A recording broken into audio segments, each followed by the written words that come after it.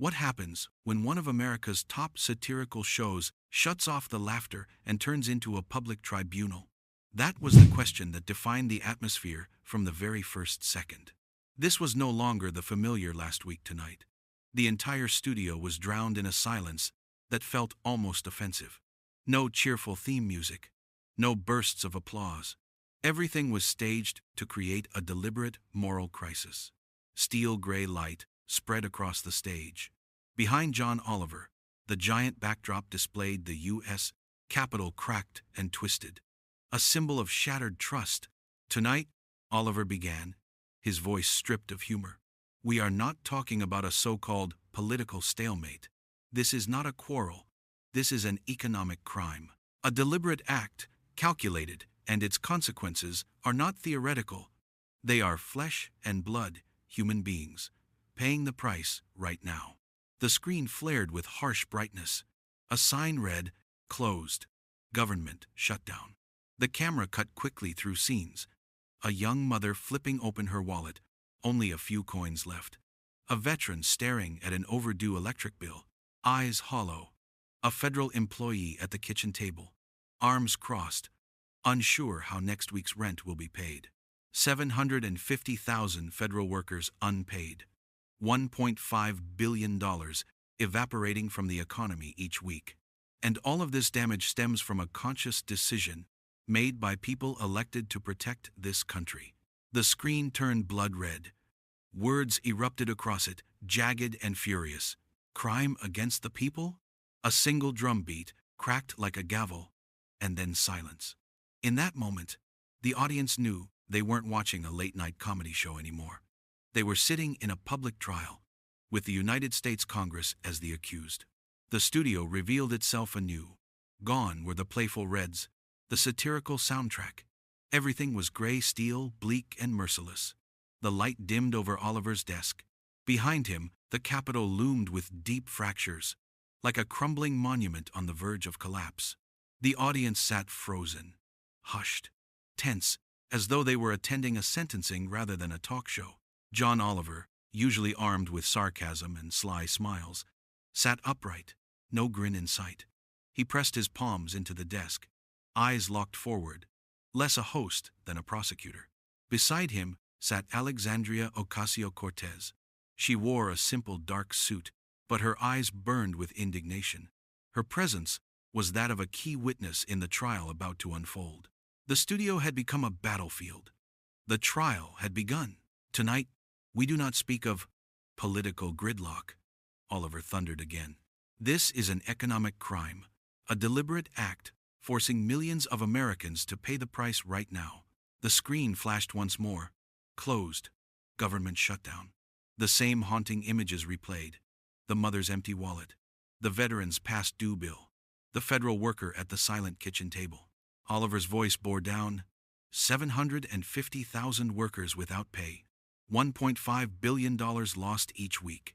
And all of it deliberate. The blood-red screen shouted again, "Crime against the people?" Another drumbeat fell like a verdict. Silence followed. This was no talk show. This was a public trial. Voiceover rose, solemn and sharp. "Tonight, John Oliver is not alone. By his side stands a figure who has confronted power, again and again. The woman known as Congress's thorn, Alexandria Ocasio-Cortez." The camera swept across the silent audience before locking onto the round table where Oliver and AOC Saturday. The space felt sealed off, like a closed courtroom.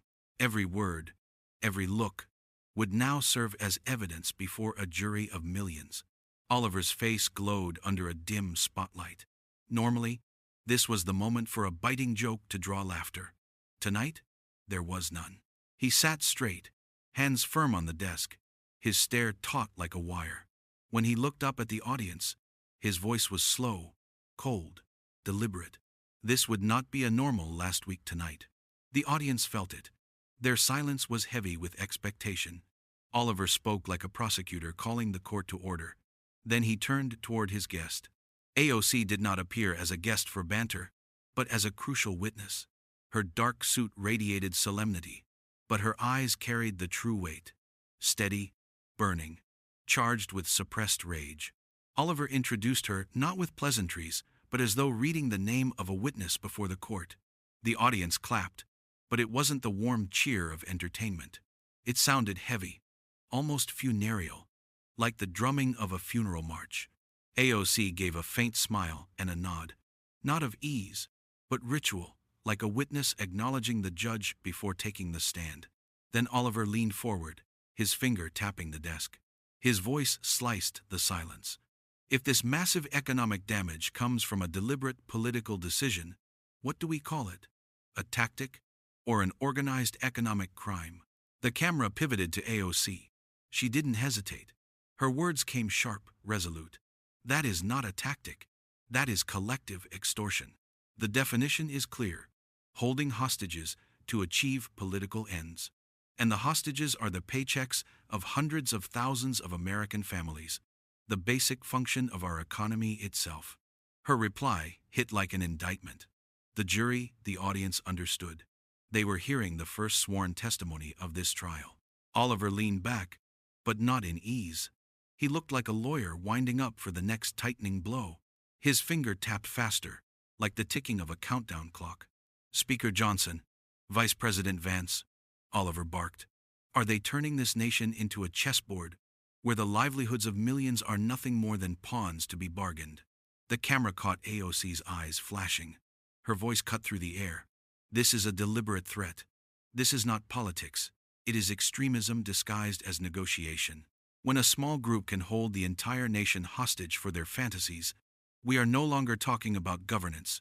We are talking about a seizure of power. Murmurs of agreement rippled from the audience, their silence cracking into outrage. Then the giant screen flared blood-red again. A monstrous number blazed across it.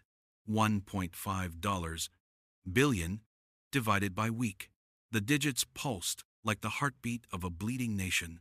Oliver stabbed the air, his voice climbing. Here is the undeniable evidence. $1.5 billion each week, bleeding from our economy. Not from foreign terrorists, from within Congress itself. Faces in the crowd widened in shock. Next, the screen filled white with black letters. 750,000 workers. Rapid images flooded the stage. TSA officers leaving their posts. Families lined up at food banks. Federal offices shuddered. Oliver's voice dropped low, seething. 750,000 unpaid. They are not numbers. They are hostages. And their captors sit in the United States Congress. The audience erupted in furious applause. Oliver slammed forward like a gavel. This is not gridlock. This is organized economic crime. If terrorists threatened America with a $1.5 billion loss per week, the FBI would storm in. But when Congress does it, we call it politics? No. This is economic terrorism, and the culprits wear suits. AOC struck again, her voice like a blade. They have turned the government into a hostage situation, and the hostage is the American people. This Congress is guilty of economic terrorism. The silence that followed was suffocating. Then AOC inhaled, turned to the camera, her voice steady, burning. The people did not elect leaders to turn food, rent, or paychecks into bargaining chips. If the Constitution allows this, then it has been twisted against its own people. Behind them, the screen tore with the image of the U.S. Constitution, shredded. The audience roared, some on their feet shouting yes. Oliver turned toward her, briefly stunned, not just an indictment, but a revolutionary call. His voice boomed. Mr. Johnson, Mr. Vance, you are not protecting trust. You are committing crimes before the nation's eyes. If a gang demanded $1.5 billion weekly ransom to release hostages, the FBI would break down their doors. But Congress does it, and we call it politics? No, this is extortion. And you, the so-called leaders, are the kidnappers. The backdrop shifted. Speaker Johnson and Vice President Vance's faces glared beneath a chilling red light. AOC leaned to the mic, her tone like sharpened steel. They are not debating policy. They are threatening an entire nation. This is not democracy. This is a national kidnapping. The audience burst, chants of "shame, shame," echoing like a courtroom verdict. On screen, the images returned. Closed storefronts, the veteran's overdue bill, the mother in a food bank line, the federal worker holding a sign, "I want my paycheck." The voiceover thundered, "This is no longer politics. This is economic war, and the enemy sits inside Congress." Oliver rose to his feet. His shadow loomed, prosecutor before the bench. His voice was razor cold.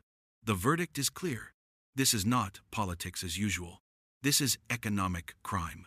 A deliberate, organized act by leaders who knew the cost and pushed forward anyway." The screen screamed, $1.5 billion, divided by week, 750,000 hostages. The images overlapped food banks, darkened homes, shuttered offices, the evidence stacked high. Oliver's voice sank low, chilling. "And if this system allows leaders to weaponize government against its own people, then the system is broken. Not outdated, not flawed, broken." The audience applauded, slow but pounding, like war drums. Oliver raised a hand for silence. He stared into the camera, eyes blazing. "We must name it. We must fight it. And above all, we must fix it. Because next time, it may not be 750,000 families. Next time, it could be the whole democracy." The applause subsided into silence. Oliver stood, his shadow etched in light. AOC leaned into her mic, weary but resolute. "Thank you for calling it by its name. Because silence is also a crime." Her words hung heavy. Before the audience roared in agreement, as though signing their names to the indictment. Oliver said nothing more. He stared into the lens, solemn, making every viewer a witness. The lights dimmed. The final words glowed blood red across the screen. Economic crime. Hours later, America erupted. The hashtag number, economic crime, trended to the top. Clips of AOC's charges spread like wildfire. Networks replayed, Oliver pointing at Johnson and Vance. Fox News counterattacked. On the streets, federal workers held signs. "We are not pawns, and this is extortion." They declared, "Oliver is right. We are the hostages." Back in the studio, the lights came up harsh white, like a courtroom. Oliver faced the camera again. "This is not a stalemate. This is an economic crime. And when a crime has been named, we cannot look away. If you are outraged, speak out." The screen flashed once more, white on black. Economic crime. Do you accept it? Oliver's final words cracked like a gavel. The choice is no longer in Congress's hands. It lies in yours. Do we accept, or do we rise? The broadcast ended not with laughter, but with silence that felt heavier than any joke could carry. The words economic crime still burned on the screen, like a scar left on the conscience of the nation. What viewers had just witnessed was no comedy.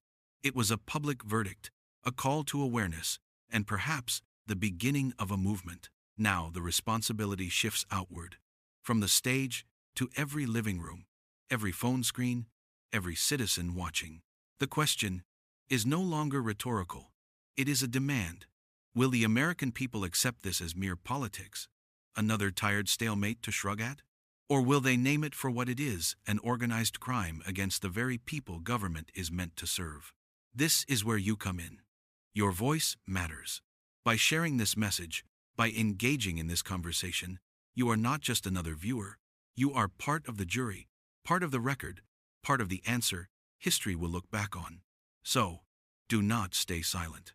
Like, share, and subscribe to help spread this truth further than any single broadcast can reach. And most importantly, join the discussion below.